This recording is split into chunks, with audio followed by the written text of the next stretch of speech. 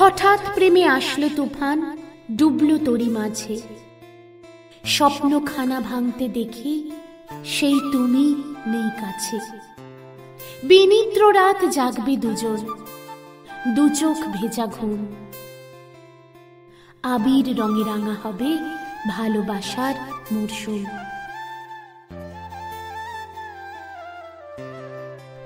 নমস্কার ভালোবাসার মরশুমের বন্ধুরা, কেমন আছো সবাই? আশা করি ভালোই আছো।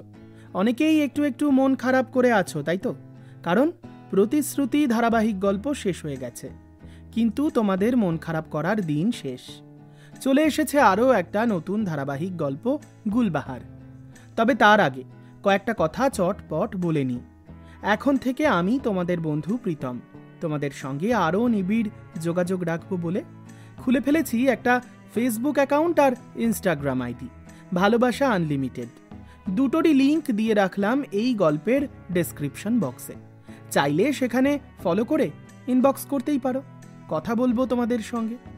এছাড়াও তোমরা তো জানোই ভালোবাসার মরশুমের আরও একটা চ্যানেল, যেখানে আমরা সাধারণত ভূত, রহস্য, রোমাঞ্চ এইসব গল্প নিয়ে প্রতি শনিবার রাত্রি ঠিক 10:30টায় হাজির হই। সেই ভূত চর্চার লিংক দিয়ে রাখলাম এই গল্পের ডেসক্রিপশন বক্সে। চলো আর সময় নষ্ট করব না, চটপট জানিয়ে যাই আসছে মঙ্গলবারের গল্পের একটা ঝলক। আগামী মঙ্গলবার আসছে শিশির ভেজা ভালোবাসা। একটা পাহাড়ি স্কুলে প্রথম পরিচয় উজান আর হিয়ার। তারপর সেখান থেকে ওদের প্রেম এবং ঘনিষ্ঠতা। কিন্তু এই সম্পর্ক পরিণতি পাবে তো? সেটা জানতে ঠিক দুপুর 3:30টার গল্প শিশির ভেজা ভালোবাসা শুনতে হবে। সময়টা ঠিক দুপুর 3:30 কিন্তু। চলো এবার শুরু করি আজকের গল্প। আজ শুরু হচ্ছে নতুন ধারাবাহিক গল্প, গুলবাহার, প্রথম এপিসোড। এই গল্পের লেখক এবং গল্প পাঠে রয়েছি আমি, তোমাদের বন্ধু প্রীতম। অন্যান্য চরিত্রে আমার সঙ্গে যারা অভিনয় করেছে তাদের মধ্যে অবশ্যই অন্তরা তো আছেই, সঙ্গে রয়েছে শুক্লা, অনিন্দিতা, চৈতালি, জিনিয়া এবং অতনু ভট্টাচার্য। তাহলে চলুন শুরু করা যাক গুলবাহার ধারাবাহিক গল্পের প্রথম পর্ব। আরে আরে আরে, অভিনন্দন বন্ধু, অভিনন্দন। জীবন বরবাদীর 4র্থ বার্ষিকীর অনেক অনেক শুভেচ্ছা বন্ধু। এভাবেই চলতে থাকুক তোমাদের অটুট ভালোবাসা। Happy marriage anniversary. বলো, কি বলবে আদালত? কিছু বলবে কি এরপরও? বলার আর কি থাকে বন্ধু, যাও আজীবন অশান্তি ভোগ করো। এই যে মিস্টার চক্রবর্তী, বাড়ি ভর্তি লোক আর তুমি এখানে দাঁড়িয়ে দাঁড়িয়ে তোমার বন্ধুর সঙ্গে মশকরা করছো? আরে না না ঋতু, আসলে ঋতব্রত জাস্ট এলো, তাই ওকে একটু রিসিভ করি, তো আমি ওদিকে চলে আসছিলাম। তুমি শুধু শুধু কষ্ট করে থাক, আমাকে আর ভুজুং ভাজুং দিতে হবে না। তোমাদের এই দুই বন্ধুর মতলব না আমি খুব ভালো করে জানি। চটপট ভিতরে এসো তো, দিদি জামাইবাবু তোমাকে ডাকছে। তাড়াতাড়ি চলো, ওরা তোমার আর আমার জন্য না একটা ডায়মন্ড কাপল রিং এনেছে। যাও সোনা বাবা, যাও, বাধ্য ছেলের মতো চলে যাও ভিতরে, না হলে হিড়ের আংটি ফসকে যাবে। ঋতব্রত, এসব তুই কি করে বুঝবি বল? স্বামী যত বাধ্য হয় বিবাহিত জীবন তত সুখের হয়। জানি জানি, সব জানি। যাও এখন তোমার বাধ্য ছাত্রকে নিয়ে হিরের আংটি পরাতে যাও। ধর, কি যে বলিস না। তুই একটু অপেক্ষা কর, আমি এক্ষুনি আসছি। রাজারহাটের একটা বিলাসবহুল অ্যাপার্টমেন্টের রুফটপ ঝলমলে আলোয় সেজে উঠেছে। হালকা উইন্টার নাইটের ঠান্ডা বাতাস বইছে উত্তর দিক থেকে। রুফটপে একটা ছোট্ট অস্থায়ী বার কাউন্টার, মাঝখানে একটা বিশাল টেবিল, যেখানে অ্যানিভার্সারির কেক রাখা। বেশ কিছু লোক জড়ো হয়েছে। সুদীপ্ত এবং ঋতুজার বন্ধু বান্ধব এবং অফিসের কলিগরা বেশ হাসি খুশিতে মেতে উঠেছে। উচ্চস্বরে নিজেদের মধ্যে কথাও বলছে। রুফটপের একদিকে একটা উঁচু কাঁচের দরজা, যেটা দিয়ে ফ্ল্যাটের ভিতরে যাতায়াত করা যায়। ঋতুজা 32 বছর বয়সী, আইটি ইঞ্জিনিয়ার, আজ হলুদ গাউনে সেজেছে। প্রাণবন্ত, সুদীপ্তর বছর 33, ডেটা অ্যানালিস্ট হিসেবে চাকরি করে ঋতুজার অফিসে। অবশ্য ঋতুজার থেকে বছরখানেকের সিনিয়র, পরে কলিগ থেকে সম্পর্কের উন্নতি, এবং বর্তমানে ওরা সুখী দম্পতি। ওদের দাম্পত্যের বয়স এখন 4। সাদা শার্ট আর নীল জিন্সে স্মার্ট লাগছে সুদীপ্তকে। দুজনেই হাসি মুখে অতিথিদের অভ্যর্থনা জানাচ্ছে। গাইজ গাইজ গাইজ, আর বেশি দেরি নয়, অলরেডি ইটস টু লেট। তোমরা প্লিজ সবাই এদিকে এসো। সুদীপ্তর সঙ্গে আমার 4 বছরের ম্যাজিক্যাল জার্নিটা সেলিব্রেট করার সময় হয়ে গেছে। এবার কেক কাটা হবে। ভিড়ের মধ্যে থেকে একজন মধ্যবয়স্ক মহিলা, সম্ভবত পরিচারিকা, কিছু অ্যাপেটাইজার প্লেটে সাজিয়ে নিয়ে আসেন। স্যার, ম্যাডাম, আপনাদের জন্য কাবাব এখানে রাখি। গরম আছে কিন্তু, দেখবেন কেমন। আর যদি কিছু দরকার হয় ডাকবেন, আমি নিচেই রয়েছি। ঋতুজা হাত ধরে সুহানাকে টেনে কেকের টেবিলের কাছাকাছি নিয়ে আসে। সুহানা একটা অত্যন্ত সাধারণ কিন্তু অত্যন্ত স্টাইলিশ সালোয়ার কামিজ পরেছে। ওর মুখে স্বাভাবিক গাম্ভীর্য, কিন্তু চোখে একটা চাপা বিষণ্ণতা। ওর পাঞ্জাবি ফেসকাট আর বাঙালি স্টাইলে কথা বলা ভিড়ের মধ্যেও আলাদা করে নজর কাড়ে। আরে আরে ঋতু, এত ফোর্স করছিস কেন? আমি তো একদম পেছনের দিকেই ভালো ছিলাম। কি বলছিস সুহানা? তুই আমার বেস্ট ফ্রেন্ড আর তুই কোনায় দাঁড়িয়ে থাকবি?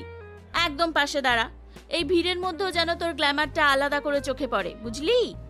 তোকে যেন দেখে সবার মনে হয় যে আমার বন্ধু হলো গুলবাহার, ফুলের রানী। ধুর, গুলবাহার টুলবাহার ছাড় তো। চলো এবার কেক কাটো। ঠিক সেই মুহূর্তে রুফটপের অন্য প্রান্ত থেকে জরুরি একটা ফোন কল মিটিয়ে আর এক প্রান্তে প্রবেশ করে ঋতব্রত। স্মার্ট ব্লু ব্লেজার এবং কালো পোশাকে অত্যন্ত আকর্ষণীয় দেখাচ্ছে। তার চোখে একটা চঞ্চলতা, মুখে হাসি লেগেই আছে। সোজা সুদীপ্তর কাছে যায় ঋতব্রত। তারপর নাটকীয় ভঙ্গিমায় খানিক উচ্চস্বরে বলে, ওহে সুদীপ্ত মহারাজ, তোমার 4 বছরের সাম্রাজ্য আজ কি দারুণ আলোয় ঝলমল করছে। শুভ বিবাহ বার্ষিকী বন্ধু। সুদীপ্ত চটপট জড়িয়ে ধরে ঋতব্রতকে। তারপর আবার বলতে থাকে ঋতব্রত, তোমার জন্য ভাই আমার একটাই উইশ, তোমার জীবনটা যেন এমনই হয়, ঠিক যেমন তোমার হোয়াটসঅ্যাপের লাস্ট সিন। ওই যে কি সব লিখিস না তোরা একে অপরকে, ময়দা 5 কিলো, আলু 4 কিলো, পেঁয়াজ 2 কিলো। কেউ না দেখলেও আমি কিন্তু দেখেছি। দারুণ একটা রিল্যাক্সেশন। সত্যি তোমাদের মধ্যে কি প্রেমালাপ! এই না হলে অফিসের আদর্শ কাপল। থাম বাবা, তোর স্বভাব না কোনোদিনও পাল্টাবে না। আয় ঋতুজা, নাও এবার কেক কাটাটা সেরে নি। আরে ঋতব্রত, তোকে কি এখনই হাটে হাড়ি ভাঙতে হবে? তবে যাই বল, তোর ঠাট্টা ছাড়া তো পার্টি জমবে না। ধন্যবাদ ঋতুজা, ধন্যবাদ।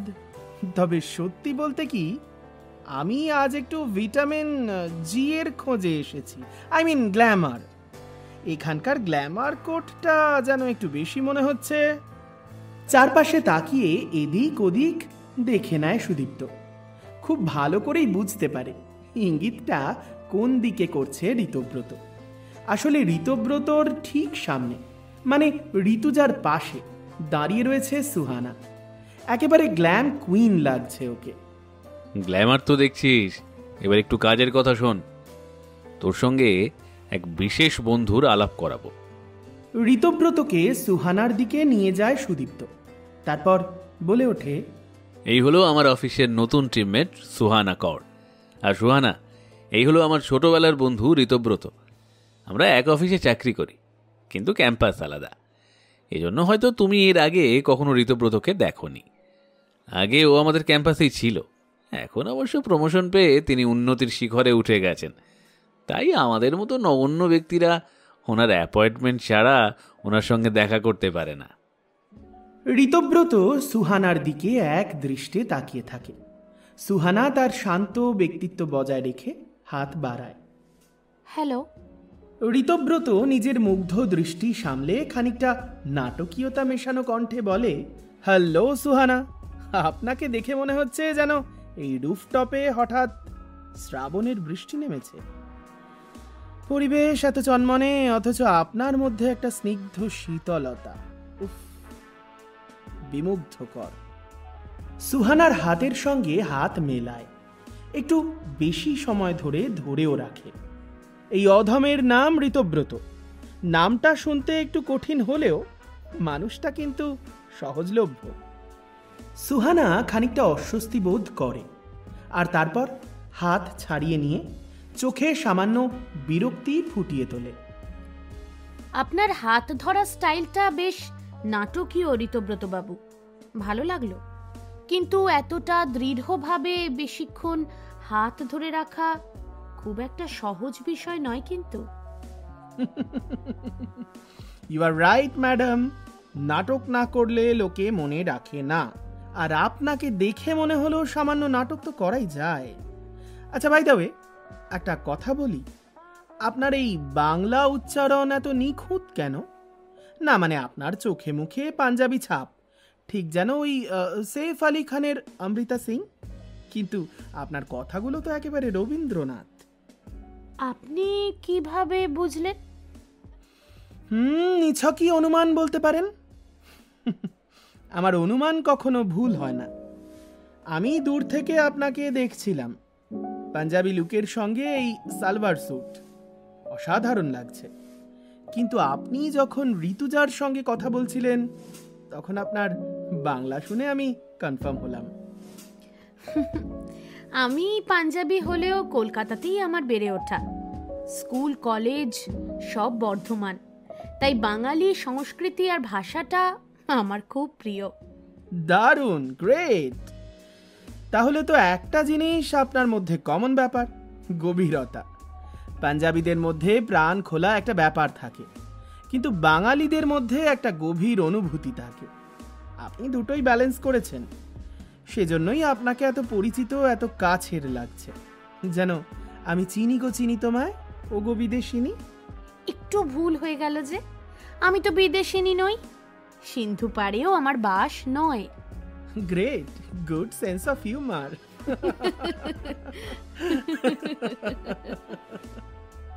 দুজনেই সামান্য রসিকতায় হাসাহাসি শুরু করলো। ঋতুজা কেক কাটার জন্য সবাইকে ডাকছে। এই এই দুই দার্শনিক, এবার এদিকে এসো, কেকটা কাটা হবে তো। সবাই কেকের দিকে ভিড় করে। ঋতব্রত সুহানার একদম পাশে গিয়ে দাঁড়ায়। ঋতব্রত সুহানার কানের কাছে ফিসফিস করে বলে, যাক, কেক কাটার একটা সুবিধে আছে, ভিড়ের চাপে আর একটু কাছাকাছি আসা যায় নাকি? সুহানার ঠোঁটে হালকা হাসি থাকলেও মুখে কিন্তু একটা কপট রাগ ফুটে ওঠে। ঋতব্রতর এই ছটফটে স্বভাবে সে সামান্য আকৃষ্ট হচ্ছে ঠিকই, তবে তার গাম্ভীর্য ভাঙছে না। কেক কাটা হয়, সবাই হাততালিও দিয়ে ওঠে। আচ্ছা, একটা সারপ্রাইজ আছে। আমাদের সুহানা কিন্তু দারুণ একজন সিঙ্গার, কিন্তু ও কখনো গাইতে চায় না। এই ঋতু, তুই প্লিজ ওকে ধরে নিয়ে আয়। হ্যাঁ হ্যাঁ হ্যাঁ, প্লিজ সুহানা, তুই আজ একটা গান গাইতেই তো পারিস, বল একটা গান গা। না ঋতু, প্লিজ, আমার একদম ইচ্ছে নেই। সবাই এনজয় করছে, থাক না। আরে গাইতেই হবে। এই শহরের দূষণ আর এই কর্পোরেট লাইফের পলিউশন দূর করতে একটা ভালো গলা আর গানের কিন্তু খুব দরকার। প্লিজ একবার আপনার ওই রাবীন্দ্রিক উচ্চারণে নিশ্চয়ই কোনো ভালো বাংলা গান দারুণ বেরোবে। ঋতব্রতর অনুরোধে সুহানা সামান্য নরম হয়, মৃদু হাসি, আর তারপর মুখে কদাচিৎ বিরক্তিও দেখা যায়। ঠিক আছে, কিন্তু একদম হালকা কিছু। সুহানা মাইক নেয়, ভিড় একদম চুপ। সুহানা হালকা গলায় গভীর আবেগের সঙ্গে একটা জনপ্রিয় বাংলা আধুনিক গান শুরু করে। সুহানার কণ্ঠস্বরে একটা চাপা আবেগ। ও গাইছে, একই বন্ধনে জড়ালে গো বন্ধু কোন ঋতব্রত নিষ্পলক দৃষ্টিতে তাকিয়ে আছে। সুহানার শান্ত নিরাভরণ সৌন্দর্য যেন ঋতব্রতর চঞ্চল মনকে এক লহমায় স্তব্ধ করে দিয়েছে। ঋতব্রতর চোখে মুগ্ধতা এবং এক গভীর আকর্ষণ স্পষ্ট। সে যেন তার বহুদিনের আকাঙ্ক্ষিত কোনো শান্তি খুঁজে পেয়েছে আজ। চমৎকার! এই গলার জন্যই তো আমি অপেক্ষা করছিলাম। এ তো শুধু গান নয়, এ যেন মেশিন গান। গান শেষ হলে তুমুল করতালিতে ফেটে পড়ে অডিয়েন্স। ওয়াও, গ্রেট সুহানা, আপনার গলা তো ভীষণ সুন্দর। মানে আপনার নীরবতাটাও যত সুন্দর, আপনার গান তার থেকে আরো বেশি সুন্দর। যাক, আজকের পার্টি একেবারে সাকসেসফুল। ধন্যবাদ। আপনার প্রশংসাটা খুবই সরল, কিন্তু এতটা এক্সাইটমেন্ট মানে আসলে আমি তো ভীষণ সরল মানুষ, আর সরল মানুষদের জীবনে একটু জটিলতা না থাকলে জীবনটা কিরকম একঘেয়ে হয়ে যায় না? আচ্ছা ভাই দেবে, একটা কথা বলি, আপনার নামটা কি জানেন? মানে অ্যাকচুয়ালি আমার খুব একটা মনে ধরছে না। মানে আমি আপনাকে গুলবাহার বলে ডাকতে পারি? আপনার গানের স্নিগ্ধতা আর কণ্ঠস্বর শুনে এটাই মনে হচ্ছে আর কি।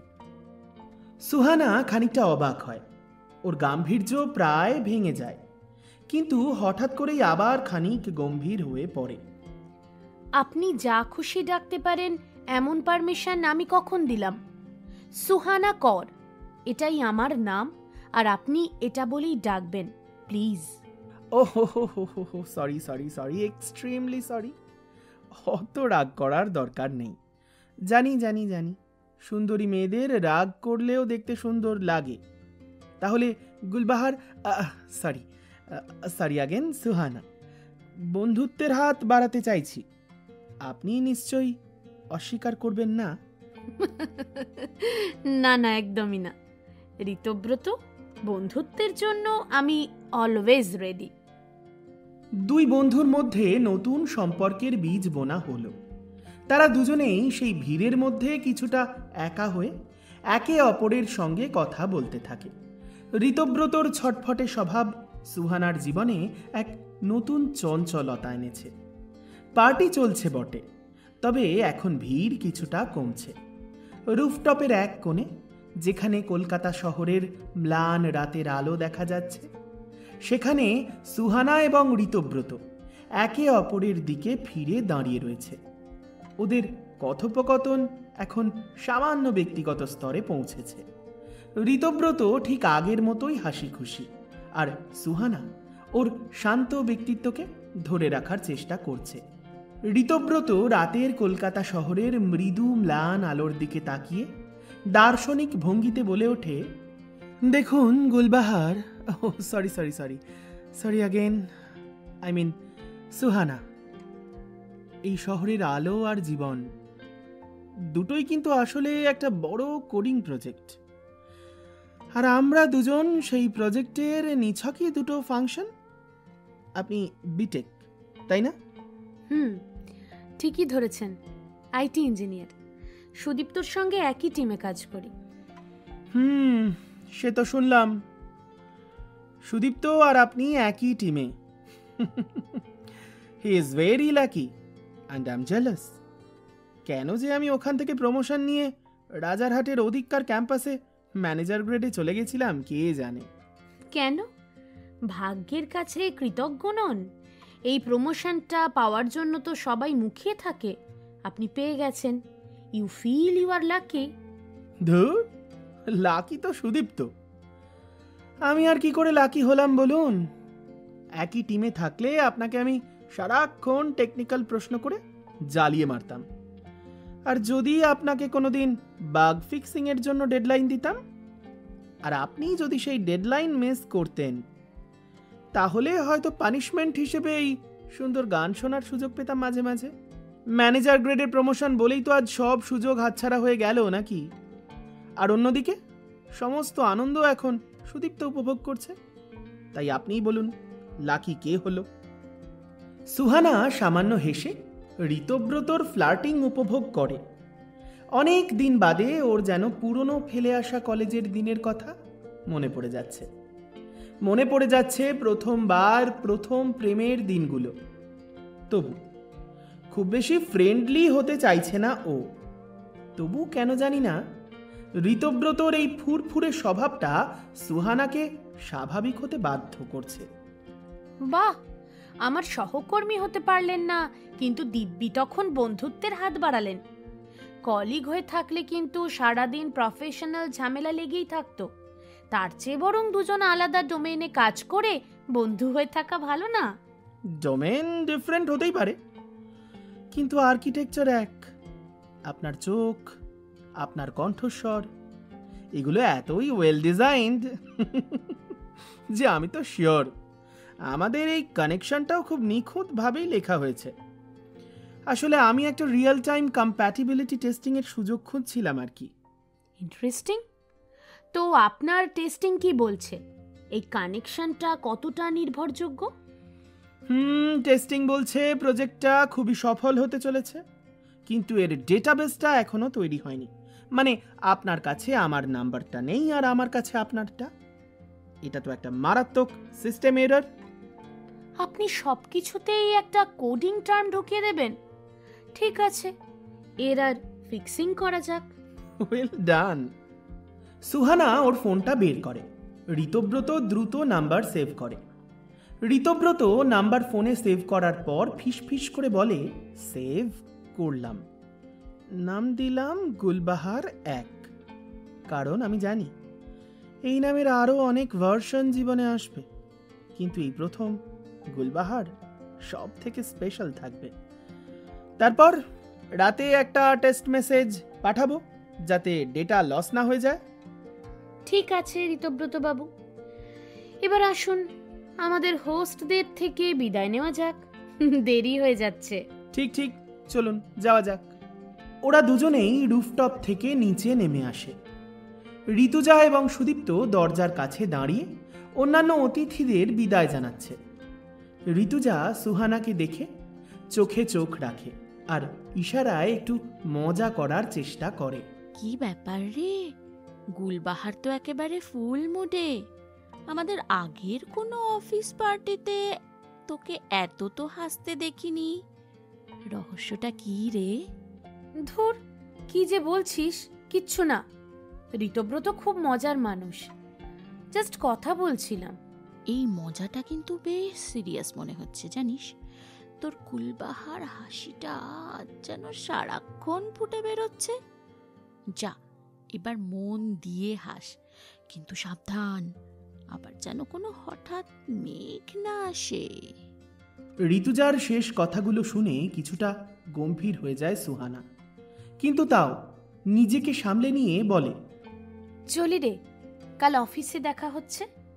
শুভরাত্রি সুদীপ্ত, খুব ভালো লাগলো। এই কি করলি এতক্ষণ? সুহানার মতো গম্ভীর ইন্ট্রোভার্ট মেয়েকেও দেখছি জমিয়ে নিলি। বাবা, দিস ইজ ঋতব্রত।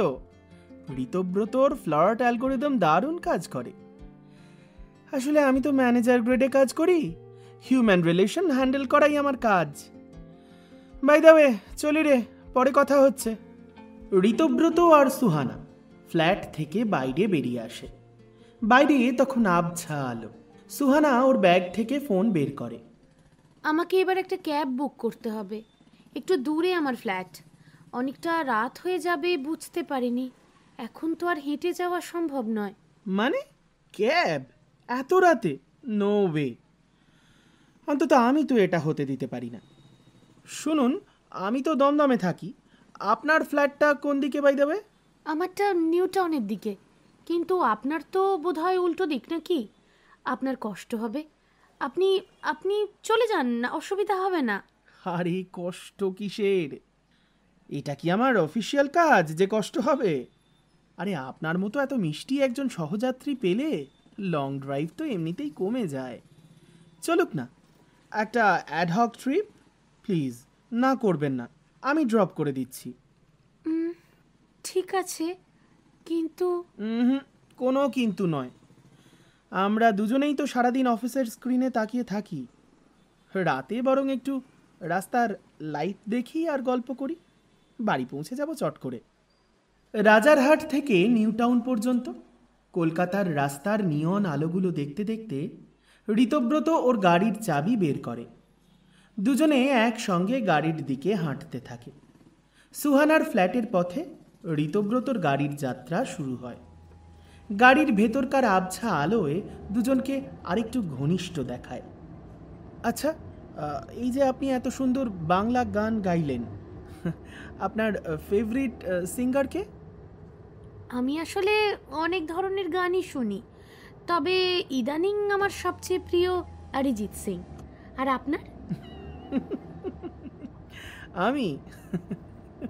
আমি আসলে গান শোনার থেকে গান গাইতে বেশি ভালোবাসি। তবে আপনার মতো ওই মেলোডিয়াস সিঙ্গার পেলে আমার মতো বাথরুম রকস্টারও চুপ করে শুনতে বাধ্য।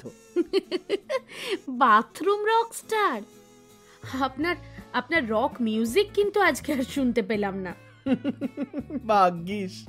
থাক, প্রথম দিনই যদি আমার সব গুণ প্রকাশ করে দিই তাহলে তো আর মিস্ট্রি বলে কিছু থাকছে না, না ম্যাডাম?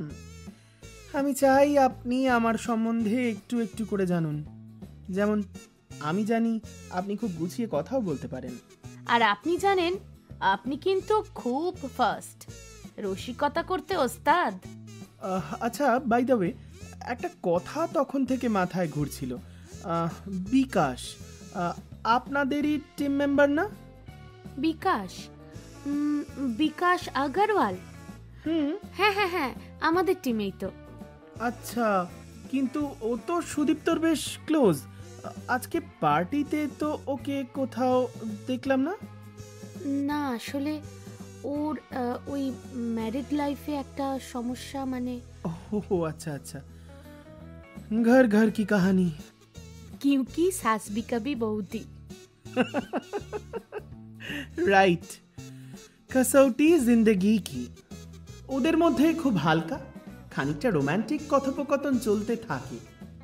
দুজনেই সামান্য উপভোগ করছে এই ঘনিষ্ঠতা। তারপর গাড়ি সুহানার অ্যাপার্টমেন্টের সামনে এসে দাঁড়ায়। এই তো পৌঁছে গেলাম বাকের আলীর বাসায়। তা বাকের আলীর সঙ্গে পরিচয় করতে ভেতরে ডাকবেন নাকি? দুঃখিত, বাকের আলী এখানে থাকেন না। আপাতত তার আদুরে মেয়ে গুলবাহার এখানে একাই থাকে। আর একা প্রথম দিন অচেনা একজন সুবোধ বালককে কফি খেতে ডাকার অনুরোধ করতেই পারতাম, কিন্তু ঘড়ির কাঁটা বলছে রাত 1:30। প্রচণ্ড রাতে অতিরিক্ত কফি সেবন শরীরের পক্ষে ক্ষতিকারক। তাই আজকের মতো আপাতত অনেক ধন্যবাদ ঋতব্রত। এই উপকারের জন্য কি বলে কৃতজ্ঞতা জানাবো জানি না। আপনি আমাকে সত্যি একটা বড় বিপদ থেকে বাঁচালেন।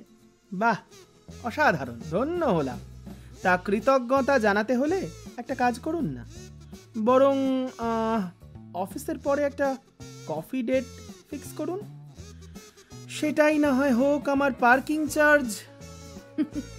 ঠিক আছে, কাল জানাচ্ছি। শুভরাত্রি। শুভরাত্রি, ভালো থাকবেন। সুহানা গাড়ি থেকে নেমে ফ্ল্যাটের দিকে হাঁটা শুরু করে।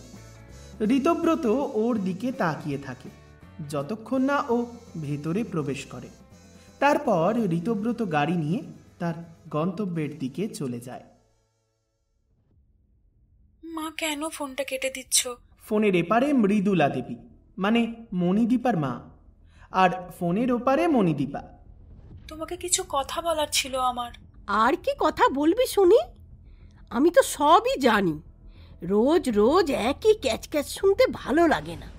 যার সঙ্গে সংসার করার কথা সে তো দিব্যি তার ফুর্তিতে আছে, আর তুই বসে বসে শুধু দুঃখ কর। মা, দুঃখ আমি করছি না। আমি হয়তো একটু বেশি কঠোর হয়ে পড়েছিলাম ওর প্রতি। আমাদের সম্পর্কটা হয়তো এভাবে শেষ হয়ে যেত না যদি আমি একটু। এইসব কথা আমায় একদম বলবি না। দোষ ছিল ওর। তোর পরিবারকে সম্মান দেয়নি, তোর জন্য একটা আলাদা সংসার তৈরি করতে পারতো না? তোকে আর তোর পরিবারকে সম্মান না দিয়ে যারা একা থাকতে চায় তারা কখনো ভালো স্বামী হতে পারে না।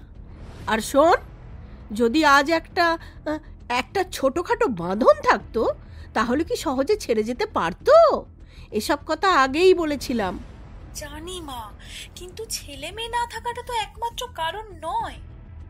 আমারও তো ভুল ছিল, আমি হয়তো ওর দিকটা বুঝতেই পারিনি। ও তো নিজের ফ্ল্যাট, নিজের সংসার করতে চেয়েছিল। বলো, কিসের ফ্ল্যাট? ওটা তোর ফ্ল্যাট, তোর বাবা কিনে দিয়েছে। ওর কি ছিল? তুই কি ভাবছিস? কেন ও তোকে ছেড়ে চলে গেছে? কারণ ও নিজেকে মুক্ত মনে করেছে। এইবার তুইও নিজেকে মুক্ত কর। এত অপেক্ষা কিসের? উকিলের সঙ্গে কথা বল, সব কাগজপত্র গুছিয়ে নে। ডিভোর্স এখনই? আমার তো মনে হচ্ছে একটু সময় নিলে সব ঠিক হয়ে যেত। সময়? আর কত সময় দিবি? এখনো কেন বুঝতে পারছিস না? অ্যালিমনি নিয়ে নে। তুই শিক্ষিতা মেয়ে, চাকরি করিস, কিন্তু তোর স্বামীকে দায়িত্ব তো নিতেই হবে। দেরি করিস না, কালকেই একবার দেখা কর উকিলের সঙ্গে। আমি কালই তোকে অ্যাড্রেস মেসেজ করে দিচ্ছি। আর এসব ভেঙে যাওয়া সম্পর্ক নিয়ে চিন্তা বন্ধ কর, তোর জীবনটা দেখ। দেখছি মা, দেখছি। ঠিক আছে মা, এখন রাখি।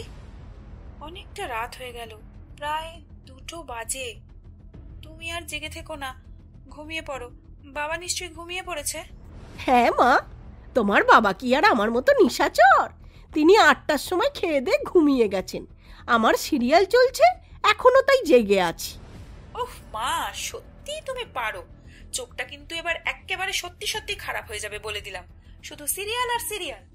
চোখ ভালো থাকতেই যা দেখছি, তার থেকে খারাপ হয়ে যাওয়াই ভালো। তোমার সঙ্গে কথায় পারে কার সাধ্য বলো তো। রাখছি ফোন। Good night. মৃদুলা দেবী ফোনটা কেটে দিলেন। মণিদীপা ফোনটা টেবিলে রেখে খানিকক্ষণ চুপ করে বসে রইল। অনুভব করল এই সম্পর্কহীন একাকিত্বের জীবন আর বাপের বাড়ির অসহ্য চাপ তার উপর দিন দিন বাড়ত। অন্যদিকে পরের দিন সকাল 9:20, অফিস শুরু হওয়ার কিছুক্ষণ আগে সুহানা ওর নিজের ফ্ল্যাটে তৈরি হচ্ছে। হঠাৎ ফোনের নোটিফিকেশনটা বেজে ওঠে। স্ক্রিনে ঋতব্রতর মেসেজ। সুপ্রভাত গুলবাহার, আশা করি আপনার ঘুমটা কালকে রাতের মিষ্টি গানের মতোই সুন্দর ছিল। সুপ্রভাত ঋতব্রত। আমার ঘুম তো সবসময়ই সুন্দর, তবে কালকের পার্টি আর আপনার রসিকতা দুটোই ঘুম ভাঙার পরে আবার মনে পড়ছে। বাহ, আমার রসিকতা আপনার ঘুমের চাইতেও শক্তিশালী। এই জন্যই তো আপনাকে গুলবাহার বলে ডাকছি। আচ্ছা, আপনি কি আজ অফিস থেকে একটু তাড়াতাড়ি ছুটি নিতে পারবেন? কেন, কোনো জরুরি বাগ ফিক্সিং আছে? একদম। আমি তো একটা কফি বাগে ভুগছি।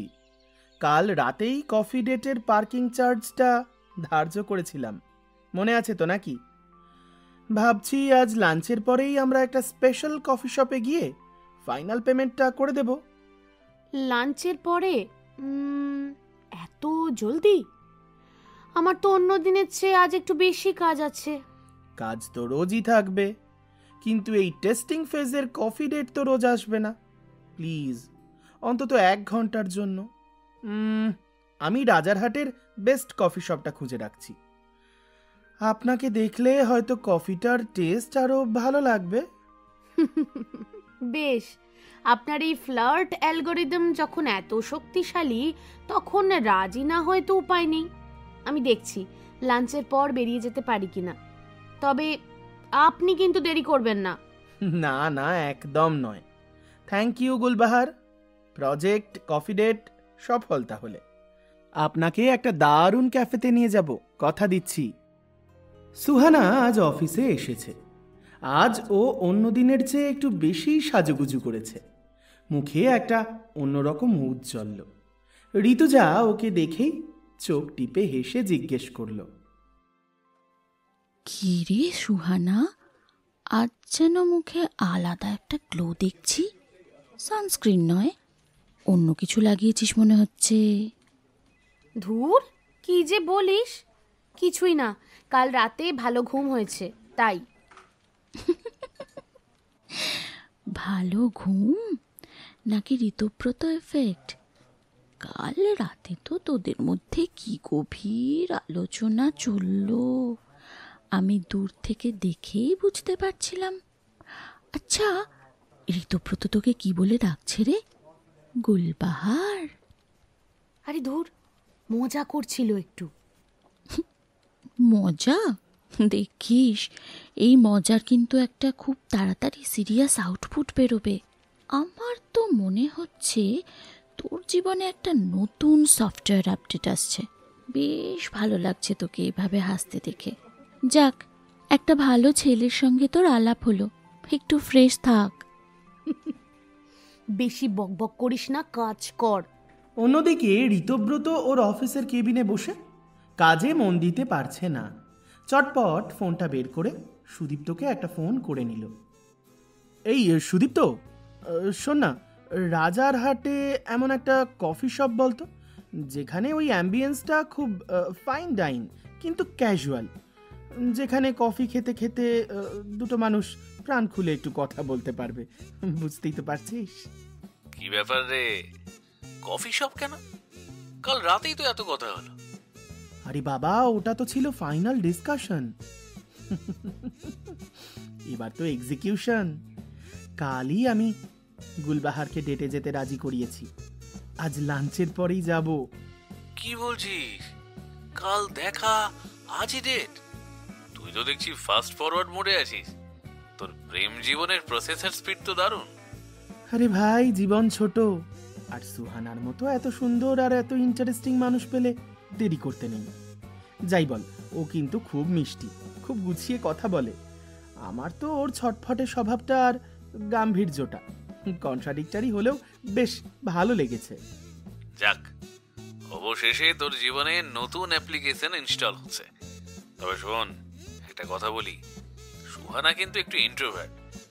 ও তার অতীত বা ব্যক্তিগত জীবন নিয়ে সহজে কথা বলে না। ওকে একটু সময় দিস।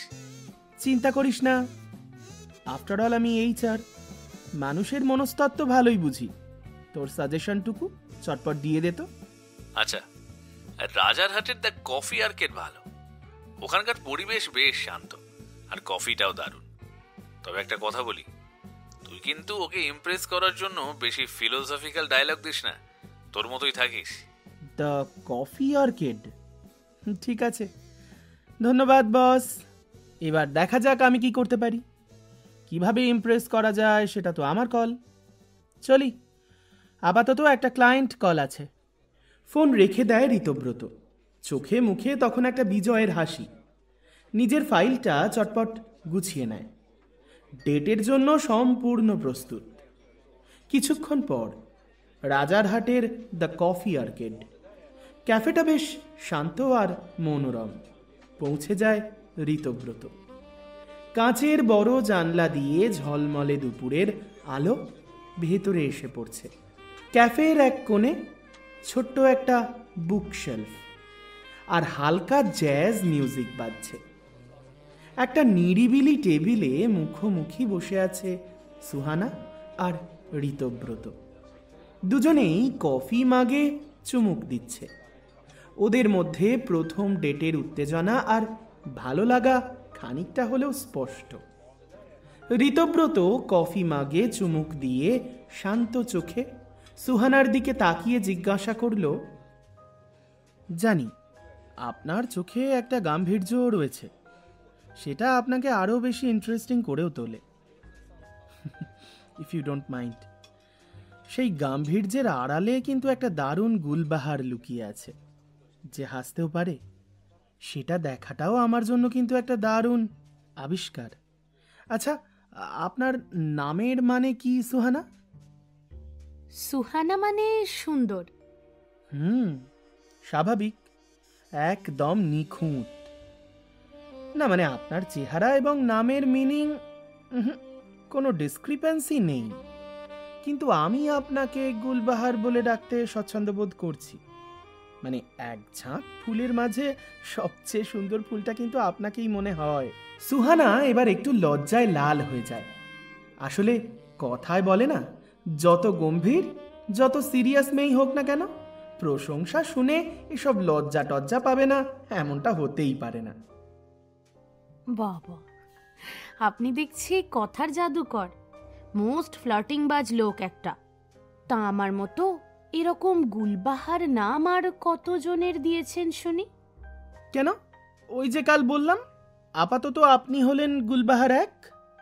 আচ্ছা, তার মানে কাউন্টিং কন্টিনিউ হবে, তাই তো? হ্যাঁ, তা তো হতেই পারে। আফটার অল জীবনটা হচ্ছে একটা জার্নি, বুঝলেন গুলবাহার? জন্ম থেকে মৃত্যু পর্যন্ত একটা থেকে আর একটা ডেস্টিনেশনে পৌঁছনো, জানেন তো সে কথা। সেখানে আমাদের বারবার গাড়ি বদল করতেই হয়, তার মধ্যে কিন্তু অন্যায় কিছু নেই। ওই আপাতত গুলবাহার এক, এরপর যদি কখনো প্রয়োজন হয় তাহলে গুলবাহার 2, 3, 4 চলতেই পারে। আপনি বিটেক করেছিলেন তো, নাকি ফিলোসফি? না মানে আপনার কথাবার্তা তো তাই প্রমাণ করছে। আপনার সম্পর্কে কিছু বলুন তো। আপনি এত ফুর্তিতে সবসময় থাকেন কি করে? আপনার জীবনে কি কখনো কোনো কঠিন সময়ই আসেনি? ঋতব্রত এক মুহূর্তের জন্য চোখ নামিয়ে নেয়। ওর মুখে যেন খানিকক্ষণের বিষাদের একটা ক্ষীণ ছায়াও পড়ে, কিন্তু পরক্ষণেই নিজেকে আবার সামলেও নেয়। কঠিন সময় নিশ্চয়ই এসেছে। শুনুন, জীবনটা তো আর কফি উইথ করণের এপিসোড নয় যে সবসময় গ্ল্যামারাস থাকবে। তবে হ্যাঁ, আমি বিশ্বাস করি যা হয়ে গেছে তা নিয়ে আফসোস করে লাভ নেই। অতীতটা হলো একটা ডিলিটেড ফাইল, সেটা রিকভার করার চেষ্টা করলে কিন্তু শুধুই সিস্টেম ক্র্যাশ করবে। তাই আমি নতুন ফাইল তৈরি করতেই ভালোবাসি। নতুন স্মৃতি, নতুন হাসি, নতুন বন্ধু, আর সঙ্গে নতুন গুলবাহার। 1, 2, 3 and counting continues. সুহানার দিকে মজার ছলে খানিকক্ষণ তাকিয়ে থাকে ঋতব্রত, তারপর আবার বলা শুরু করে, যেমন আজ আপনার সঙ্গে এই কফি ডেট, এটা কিন্তু আমার জন্য একটা নতুন চ্যাপ্টার। সুহানা ঋতব্রতর দ্রুত নিজেকে সামলে নেওয়া দেখে মনের মধ্যে কিছুটা অস্বস্তি হয়। ও বোঝে এই ছেলেটার জীবনেও কিছু অপ্রকাশিত সত্যি আছে, হয়তো সেটা সময়ের সঙ্গে সঙ্গে জানতেও পারবে। কোনো তাড়াহুড়ো তো আপাতত নেই। হ্যাঁ, আপনার কথাটা খুব সত্যি। ডিলিটেড ফাইল রিকভার করার চেষ্টা করা উচিত নয়। আমিও জীবনকে সেইভাবেই দেখতে শুরু করেছি। তবে শুনুন, একটা জিনিস কিন্তু আমায় একটু জানতেই হবে। আপনি কি সব সময় এত সিরিয়াস থাকেন? না মানে, আমি যদি আপনাকে চট করে একটা ফ্ল্যাশ মব ডান্স করার প্রপোজাল দিই, আপনি কি রাজি হবেন? Flash mob? ঋতব্রত, আমি আইটি কর্মী, পাবলিক প্লেসে নাচতে পারবো না। আপনার হাসিটা না গুলবাহার, এই হাসিটার জন্যই আমি একটা ফ্ল্যাশ মব কেন, একটা গোটা আইপিএল টিমের কাছেও হার মেনে নিতে পারি। আপনার হাসিটা এত স্বতঃস্ফূর্ত যেন মনে হচ্ছে বহুদিন পর আপনার মনের উইন্ডোটা খোলা হয়েছে। আমি নিশ্চিত আপনার মধ্যে একটা দুরন্ত মানুষ লুকিয়ে আছে, যে শুধু সঠিক চাবির অপেক্ষায়। হতে পারে, তবে সেই চাবিটা আমি কাউকে খুঁজতেই দিইনি। ঋতব্রত এবার যেন আরো একটু সাহসী পদক্ষেপ নিল। হাত বাড়িয়ে সুহানার হাতের উপর আলতো করে স্পর্শ করে। সুহানা হাত সরিয়ে নেয় না। তাদের চোখে চোখ পড়ে। আমি আপনাকে কোনো চাবি দিতে বলিওনি। আমি বরং আপনার সামনে এমন একটা অ্যাম্বিয়েন্স ক্রিয়েট করি যেখানে আপনি নিজেই সেই দুরন্ত মেয়েটাকে বাইরে নিয়ে আসতে চাইবেন। শুনুন, আমার সঙ্গে থাকলে জীবনের সব চাপ আপনি ভুলে যাবেন জাস্ট। সুহানা এই প্রথম ঋতব্রতর স্পর্শে ওর মনের মধ্যে এক গভীর শিহরণ অনুভব করল। ওর মনে হয় এই স্পর্শে কোনো লোভ নেই, শুধুই উষ্ণতা আছে। আপনার কথায় ভরসা করতে ইচ্ছে করছে। ভরসা করুন। আমি খুব বেশি প্রতিশ্রুতি দিতে বিশ্বাস করি না। আমি বিশ্বাস করি প্রতিদিনের ছোট ছোট ভালো লাগায়। আমরা কেন এত তাড়াতাড়ি একে অপরের সঙ্গে মিশে গেলাম বলতে পারবেন? কেন? কারণ আমাদের দুজনের জীবনেই হয়তো কোথাও একটা শূন্যতা আছে। আপনি বাইরে থেকে হাসি খুশি দেখতে লাগলেও আপনার মধ্যে একটা চাপা কষ্ট আর একাকিত্ব আছে। আর আমি তো আসলে সব সময় একজন সত্যিকারের বন্ধুর খোঁজ করি। আমার এই ছটফটে স্বভাবের আড়ালে একজন সাধারণ মানুষ লুকিয়ে আছে, যে শুধুমাত্র শান্তি চায়। বাই দ্য ওয়ে, আপনার গাম্ভীর্য আর আমার চঞ্চলতা দুটোই যেন একে অপরকে একটা অ্যাট্রাকশন করছে। এটা কিন্তু একটা দারুণ ইন্টারঅ্যাকশন। আপনার পর্যবেক্ষণ ক্ষমতা কিন্তু দুর্দান্ত। আপনার কথাগুলো খুব সহজে মনের গভীরে চলে যাচ্ছে। মনের গভীরে যাওয়াই তো আমার হিউম্যান রিসোর্স ম্যানেজারের কাজ। আচ্ছা, এবার কাজের কথায় আসি। আজ তো কফি হলো, কাল কি করা যায়? একটা লং ড্রাইভ নাকি একটু শপিং? আপনি দেখছি একদিনে পুরো 1 মাসের প্ল্যান করে রেখেছেন। সুযোগ যখন এসেছে তখন কেন নয়? ধরুন কাল আমরা অ্যাক্রোপলিস মলে একটা সিনেমা দেখব, আর তার আগে একটু শপিং। আপনি আপনার জন্য কিছু কিনবেন, আর আমি আমার জন্য। শপিং? আপনার জন্য কেনাকাটা করবেন? আমার জন্য একটা নতুন লাইফ। জোকস অ্যাপার্ট, আমি চাই আমরা একসাথে কিছুটা মুহূর্ত কাটাই। স্মৃতি হিসেবে জমে থাকুক সেগুলো। তা বলুন, কাল বিকেলে শপিং এ যাচ্ছেন তো? ঠিক আছে, কিন্তু বেশি সময় দিতে পারবো না। রাজি। আপনি বরং আপনার 5 মিনিট আমায় দিন, দেখবেন একেবারে 5 বছরের আনন্দ উপভোগ করতে পারবেন। এভাবেই চলতে থাকে ওদের কথোপকথন। দুজনেই খুব সহজভাবে একে অপরের সঙ্গটা উপভোগ করছে। কফির মাগ খালি হয়ে গেছে অনেকক্ষণ আগেই, কিন্তু ওদের কথা শেষ হয় না। ধীরে ধীরে ওদের সম্পর্ক বন্ধুত্বের গণ্ডি পেরিয়ে যেন একটা অঘোষিত প্রেমের দিকে মোড় নিচ্ছে। অনেক হয়েছে, আপাতত ওঠা যাক। ভুলে গেলে চলবে না যে আমি কিন্তু বেশ কিছু পেন্টিং কাজ ফেলে এসেছি। আজ দিতে না পারলে আপনার বন্ধু, মানে আমাদের টিম ম্যানেজার সুদীপ্ত কিন্তু আমাকে ছেড়ে একটাও কথা বলবে না। ধুর, এভাবে হয় নাকি? এবারেই আপনি আগে এসব ছাড়ুন তো। আমার মনে হয় না খুব একটা বেশি এজ ডিফারেন্স আমাদের রয়েছে। তাহলে তুমি কিংবা তুইতেও আসতে পারি আমরা। বাপ রে বাপ, সিস্টেম ইঞ্জিনিয়ার থেকে এইচআরএ প্রমোটেড হবার পর আপনি থেকে তুইয়ে এই ডিমোশনটা নিতে প্রবলেম হবে না তো? বলেই দেখ। ঠিক আছে, চল তাহলে ওঠা যাক। চল। কফি ডেটের পর বেশ কিছু সপ্তাহ কেটে গেল। সুহানা এবং ঋতব্রতর সম্পর্ক এখন বেশ ঘনিষ্ঠ। ওদের বন্ধুত্বে মিশেছে চঞ্চলতা এবং আবেগ। ওরা একসঙ্গে শপিং করছে, উইকেন্ডে লং ড্রাইভের প্ল্যান করছে। এই ঘনিষ্ঠতার মধ্যে তুই সম্বোধন এসে গেছে, যা ওদের সহজ সম্পর্ককে আরো সরল করে তুলেছে। আজকাল মাঝে মধ্যেই সুহানা এবং ঋতব্রত দুজনে একসঙ্গে শপিংয়ে যায়। কখনো বা ঋতব্রত সুহানার জন্য পছন্দ করে একটা স্কার্ফ কিনে দিচ্ছে, কখনো বা সুহানা ঋতব্রতর জন্য পছন্দ করে কিনছে সোয়েট শার্ট। চলছে বারবিকিউ পার্টি, কখনো বা ওরা লং ড্রাইভে গাড়িতে বসে গান শুনছে, কখনো বা সুহানার ফ্ল্যাটে ওয়াইন গ্লাস নিয়ে প্রাণ খুলে চলছে গল্প। কিরে গুলবাহার, তোর মতো এত সুন্দরী একজন মেয়েকে আমি কেন এতদিন ধরে শুধু বন্ধু বলে ডাকছি বলতো? এটা ভাবলেই না নিজেকে বড্ড বোকা মনে হয়, জানিস? তুই আমার ভালো বন্ধু, বন্ধুত্বটা উপভোগ কর। জীবনটা সবসময় প্রজেক্ট প্রপোজাল নয় রে। তোর কাছে তো সবকিছুই প্রজেক্ট। সুহানা এবং ঋতব্রত সোফায় বসে আছে। সামনে টেবিলে দুটো ওয়াইন গ্লাস প্রায় খালি। পরিবেশ শান্ত, মৃদু আলোয় ঢাকা। ওরা কিছুক্ষণ নীরব ছিল। সেই নীরবতা ভেঙে দেয় ঋতব্রত। ওর চোখে গভীর আবেগ, কণ্ঠস্বর স্বাভাবিকের চেয়ে অনেক বেশি নরম। গুলবাহার, আর নয়, আর লুকোচুরি কিন্তু ভালো লাগছে না।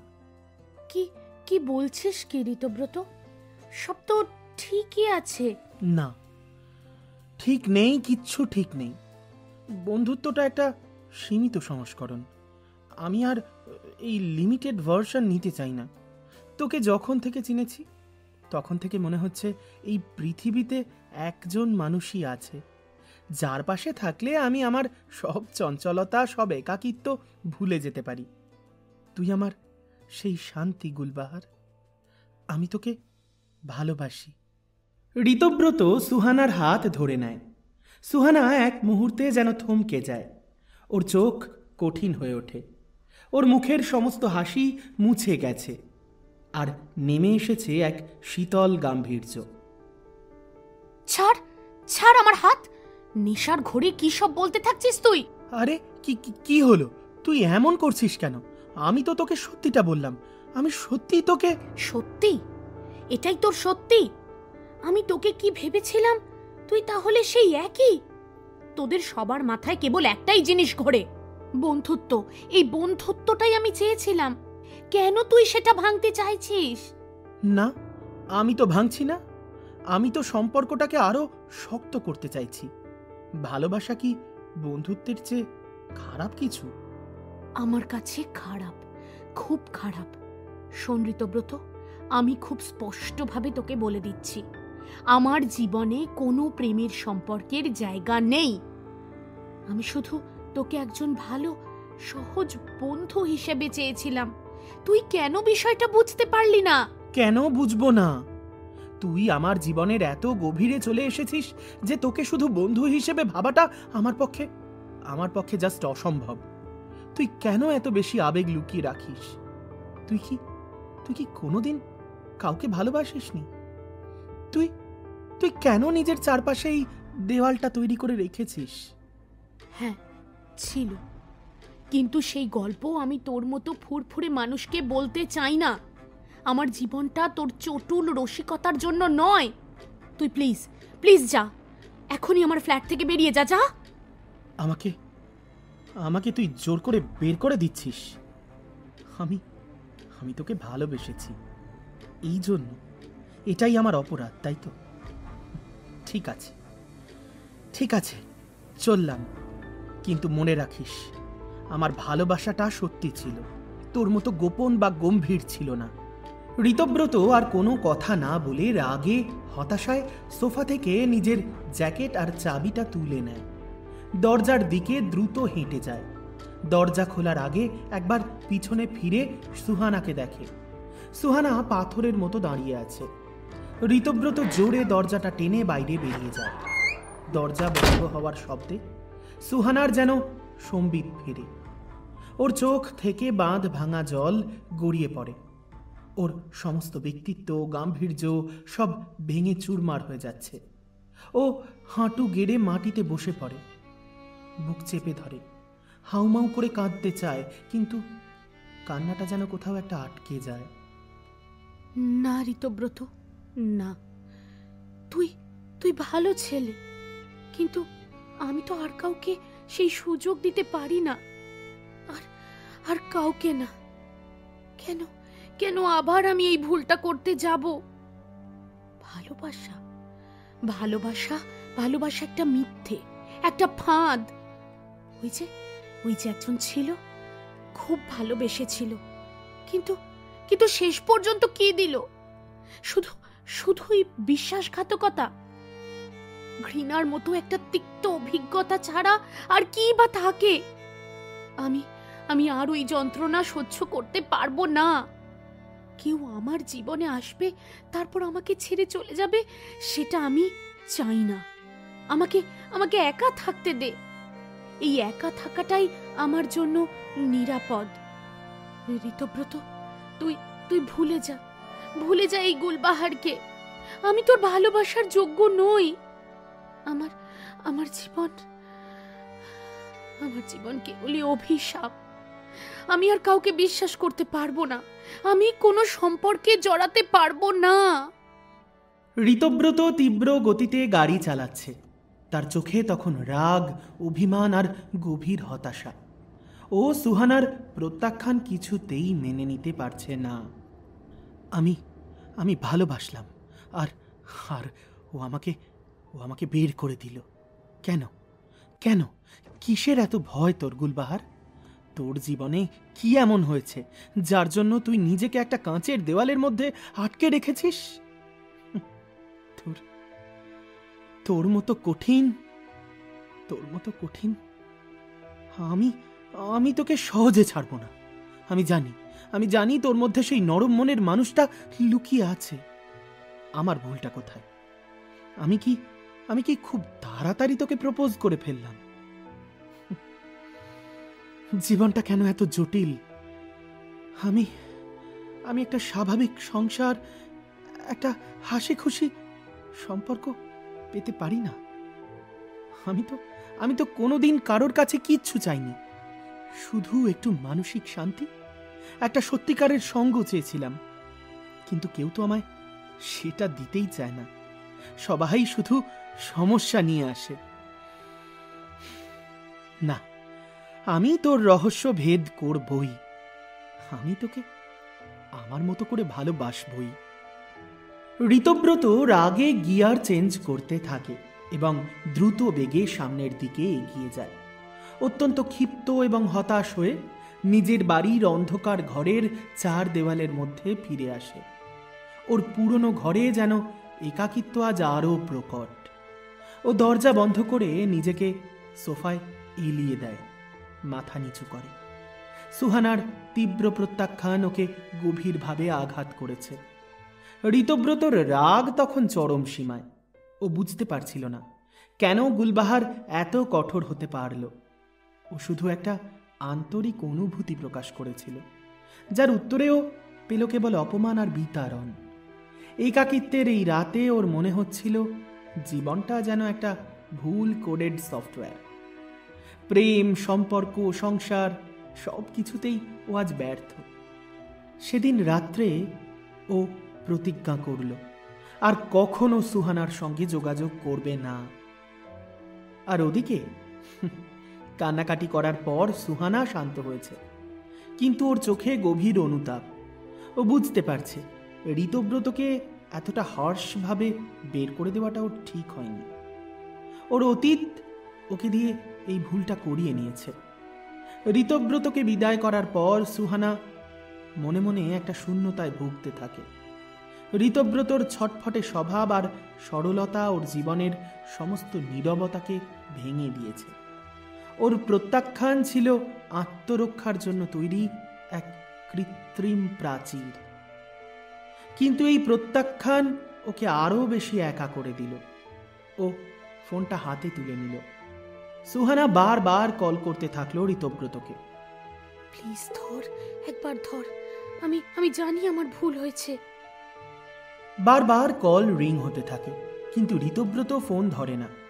সুহানা পর পর 3 বার কল করে, কিন্তু প্রতিবার ফোনটা কেটে যায়।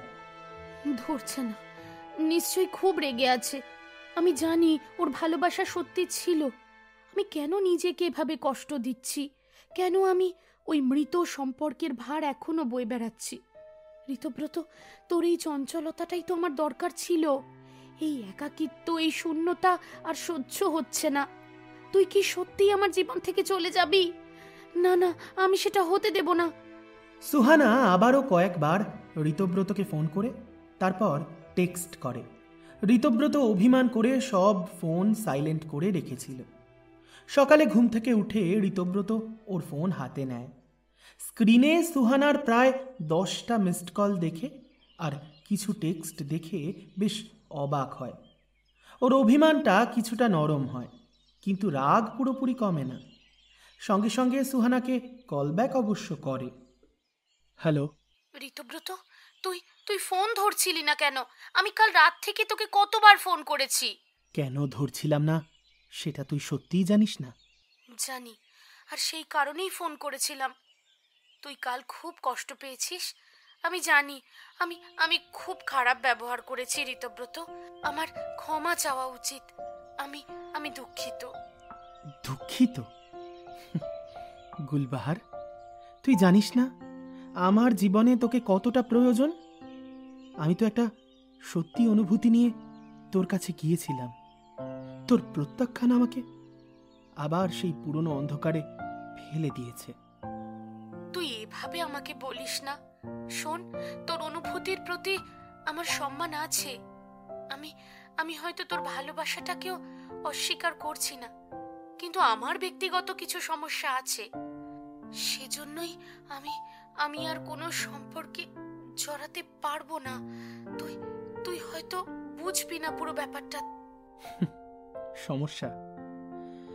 তুই তো একটা প্রবলেম সলভার, আর আমি তো ম্যানেজার। আমার কাজই হলো সমস্যা সমাধান করা। তুই শুধু আমাকে সুযোগটুকু দে, তোর সব সমস্যাগুলো আমি একেবারে চুটকিতে সমাধান করে দেবো, দেখবি।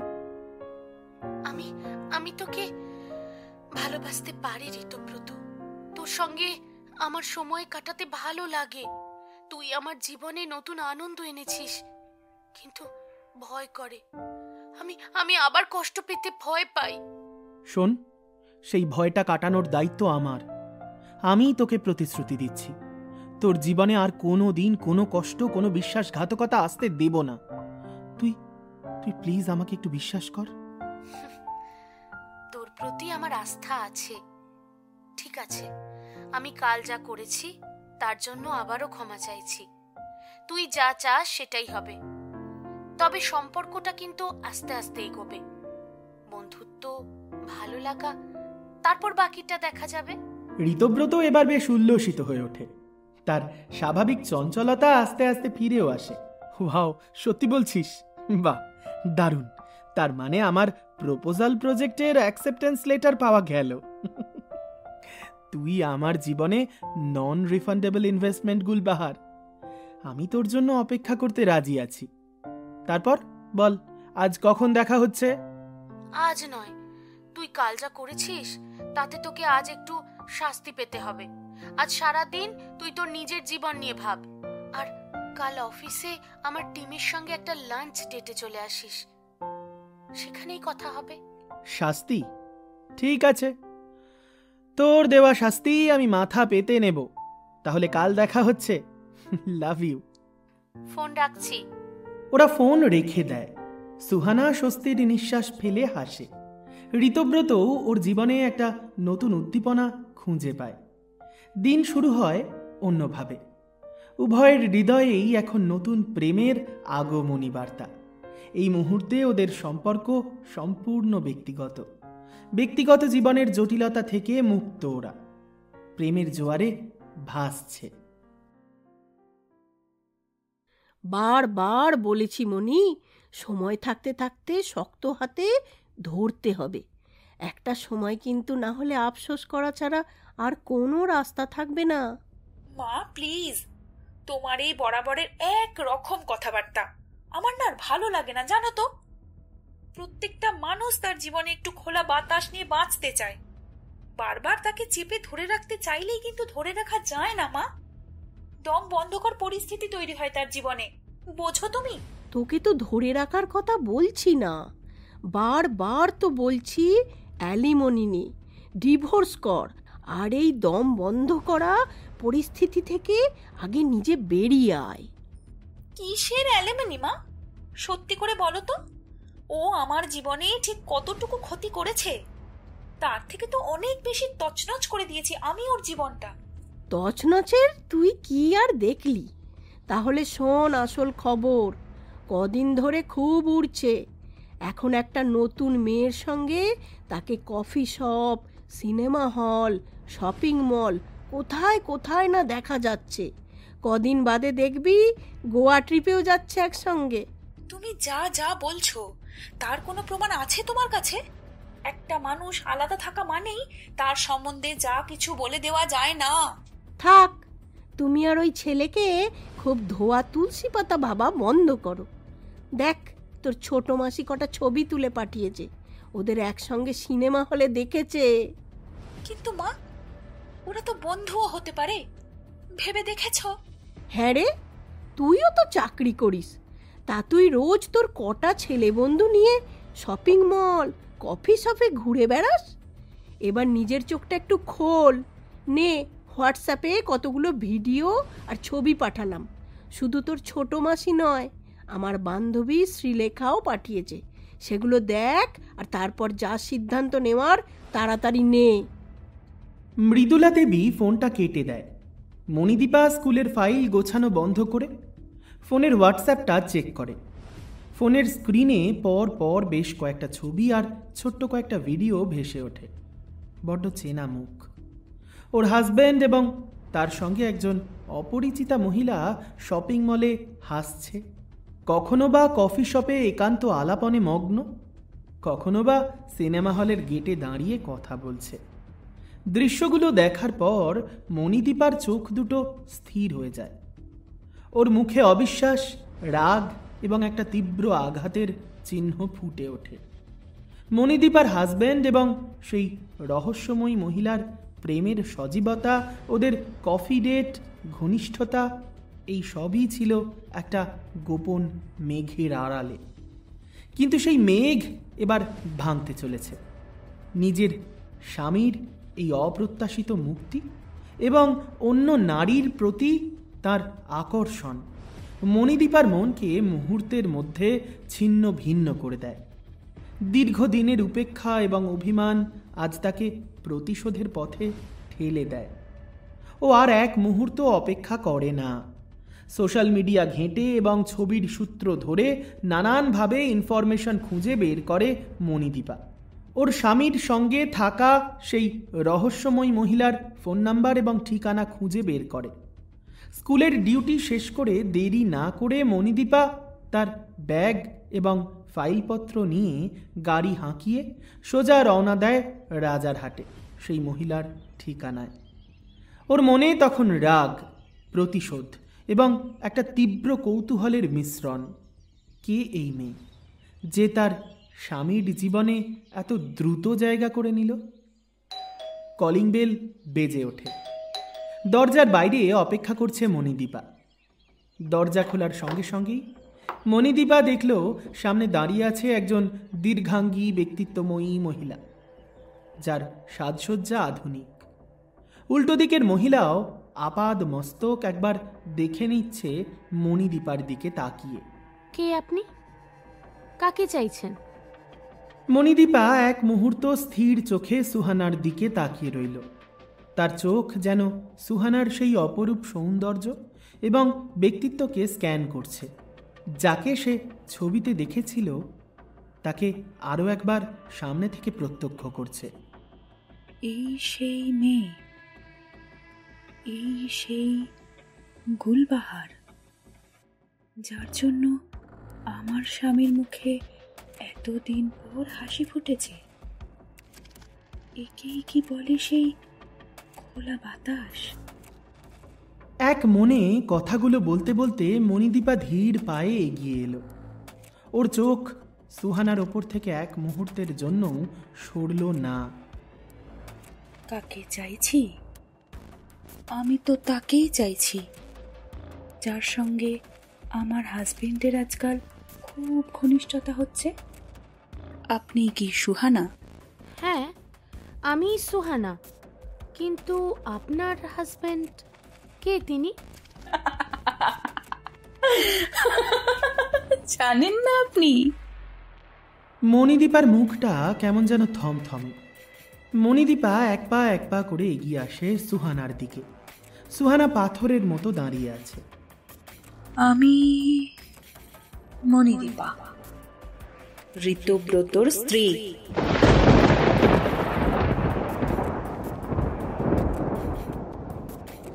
সুহানার চোখ বিস্ফারিত হয়ে যায়। ওর মুখ ফ্যাকাশে। বিশ্বাসঘাতকতা, মিথ্যাচার এবং প্রতারণার এক তীব্র আঘাত তাকে গ্রাস করে। ঋতব্রতর সমস্ত হাসি, চঞ্চলতা, প্রেম সবকিছুই এই মুহূর্তে মিথ্যে প্রমাণ হলো। সুহানা বুঝতে পারে ও আবারও প্রতারিত হচ্ছে। গুলবাহার ধারাবাহিক গল্পের প্রথম পর্ব আজ এ পর্যন্তই। কেমন লাগলো? যদি ভালো লেগে থাকে তাহলে চটপট একটা লাইক আর কমেন্ট করে জানিয়ে দাও সে কথা। আর যদি তুমি আমাদের চ্যানেলে প্রথমবারের জন্য গল্প শুনে থাকো আর ভালোও লাগে, তাহলে প্লিজ সাবস্ক্রাইব বাটনটা প্রেস করে দাও না। আর হ্যাঁ, নতুন পুরনো সবার জন্য আরও একবার জানিয়ে রাখি, ভালোবাসার মরশুমের প্রীতম মানে তোমাদের বন্ধু আমি এখন তোমাদের আরও কাছাকাছি। ভালোবাসা আনলিমিটেড এই নামে ফেসবুক পেজ এবং ইনস্টাগ্রাম আইডি রয়েছে, যেটার লিঙ্ক আমি এই গল্পের ডেসক্রিপশনে দিয়ে রাখলাম। চাইলে তোমরা সেখানে যোগাযোগ করতেই পারো আমায়। সবেমাত্র এই পেজটা ওপেন করেছি, তাই চাইলেই তোমরা এবার থেকে সেখানে যোগাযোগ করতেই পারো। আর একটা কথা, ভালোবাসার মরশুমের আরও একটা নতুন ভূতের গল্পের চ্যানেল, তবে সেখানে আজকাল রহস্য রোমাঞ্চ গল্প নিয়েও আমরা হাজির হচ্ছি। ভূত চর্চা সাবস্ক্রাইব করতে ভুলো না কিন্তু, তার লিঙ্কও ডেসক্রিপশন বক্সে দিয়ে রাখলাম, যেখানে আমরা প্রতি শনিবার রাত্রি 10:30টায় নিয়ে চলে আসি একটা করে গল্প। ব্যাস চলো, এবার প্রতিশ্রুতি ধারাবাহিক গল্পের প্রতিশ্রুতি পালনের পালা। কথা দিয়েছিলাম গত পর্বে বেশ কিছু শর্টলিস্টেড কমেন্ট আমরা পড়ে শোনাবো, আজ সেটাই করি। অনেকের অনেক কমেন্ট থেকে আমরা কিছু ভালোবাসার কমেন্ট পড়ে শোনাচ্ছি। সুতপা নাথ দাস লিখেছ, গল্পটা সত্যি মন ছুঁয়ে গেল। ভাষা সহজ, অনুভূতি গভীর, পাঠককে শুরু থেকে শেষ পর্যন্ত ধরে রাখে। চরিত্রগুলোর আবেগ খুব সুন্দর ফুটে উঠেছে। আপনার লেখার মধ্যে যে আন্তরিকতা আছে তা গল্পটিকে আরও জীবন্ত করে তুলেছে। খুব ভালো লিখেছেন, ধন্যবাদ সুতপা। রিয়া লিখেছ, প্রতিশ্রুতি ভালোবাসার মরশুমের একটা প্রিয় গল্প, আর তার সঙ্গে প্রশংসাও করেছ আমাদের সবার ভয়েসের। ধন্যবাদ রিয়া। ইশিকা শ লিখেছ, খুব ভালো লেগেছে তোমার। প্রত্যেকটা সিরিজে কমেন্ট করেছো এবং আজও করেছো। দারুণ লেগেছে পুরো সিরিজটা, তোমার মন ছুঁয়ে গেছে। সুপর্ণা পাত্র লিখেছ, থ্যাংক ইউ এত সুন্দর একটা সিরিজ গল্প নিবেদন করার জন্য। এত বড় মিষ্টি একটা কমেন্ট করেছো সৃজা তুমিও। লিখেছ, দিদির লেখা গল্প তোমার খুব ভালো লেগেছে। রিধিমার চরিত্র তোমার খুব মনে ধরেছে। রাজনন্দিনীর চরিত্রও খুব ভালো লেগেছে, আর সঙ্গে অবশ্যই শুভ্রনীল চরিত্রটাও তোমার খুব ভালো লেগেছে। অনেক ধন্যবাদ সৃজা। বিকাশ লিখেছ, খুব ভালো লাগলো, তোমাদের কণ্ঠস্বর খুব ভালো লাগে, তোমরা রোজ গল্প নিয়ে এসো। এইটা হলে তো খুব সমস্যায় পড়তে হবে। এছাড়াও সীমা চৌধুরী লিখেছ, শেষ হয়ে গেলেও মনটা খারাপ, কিন্তু মন খারাপ আর করার কিন্তু অবকাশ রইল না, নিয়ে চলে এলাম নতুন ধারাবাহিক। আর তাছাড়া লিখেছ, অন্তরা এভাবেই এগিয়ে যাও, আমরা থাকবো পাশে সব সময়। আর গল্পের শেষটার জন্য মন থেকে অনেক ভালোবাসা জানিয়েছ। এছাড়াও কমেন্টের মাধ্যমে মোহিনী জানিয়েছ তোমার খুব ভালো লেগেছে গল্পটা। গল্পের প্রত্যেকটা চরিত্র তোমার মন ছুঁয়ে গেছে, আর সত্যি এ ব্যাপারে আমরা তোমাদের কাছে কৃতজ্ঞ। তোমরা ভালোবাসা দিচ্ছ বলেই কিন্তু আমরা এত সুন্দর সুন্দর কমেন্ট পাচ্ছি, এবং আমাদের লেখার এবং আমাদের গল্প তৈরি করার ইচ্ছে যেন দ্বিগুণ হয়ে চলেছে। যদিও সবার কমেন্ট পড়া সম্ভব নয়, তবুও কিছু নাম র্যান্ডামলি বলে যাই। তপন শ কমেন্ট করেছ মিঠাই হালদার, শিখা দেওয়ানজি, শেলি ভট্টাচার্য, সুতপা মণ্ডল, সিক্তা ব্যানার্জি, পায়েল খাটিয়াল দাস, ঈশানী ঘোষ, সুপর্ণা পাত্র, ঝর্ণা খাতুন, এমন অনেকেই। প্রত্যেককে অনেক অনেক ভালোবাসা। তবে এবার চলে আসবো আজকের পর্বের প্রশ্নে। আজকের প্রশ্ন, ঋতুজা এবং সুদীপ্তর কত বছরের বিবাহ বার্ষিকীতে প্রথমবারের জন্য আলাপ হয় ঋতব্রত এবং সুহানার? গল্পটা যদি প্রথম থেকে মন দিয়ে শোনা হয়ে থাকে তাহলে এই প্রশ্নের উত্তর ভীষণ সহজ। তাই চটপট মোবাইল ফোনটা নাও আর টাইপ করো সঠিক উত্তর। কথা দিচ্ছি, পরবর্তী পর্বে প্রথম 10 জন সঠিক উত্তরদাতার নাম ঘোষণা করব আমি। আজ তবে এ পর্যন্তই। কথা হচ্ছে আবার আগামী মঙ্গলবার দুপুর 3:30 নতুন একটা ভালোবাসার গল্পে। ততক্ষণ ভালো থেকো সকলে, আর ভালোবাসার মরশুমের সঙ্গে সঙ্গে ভূত চর্চাকেও সঙ্গে রেখো।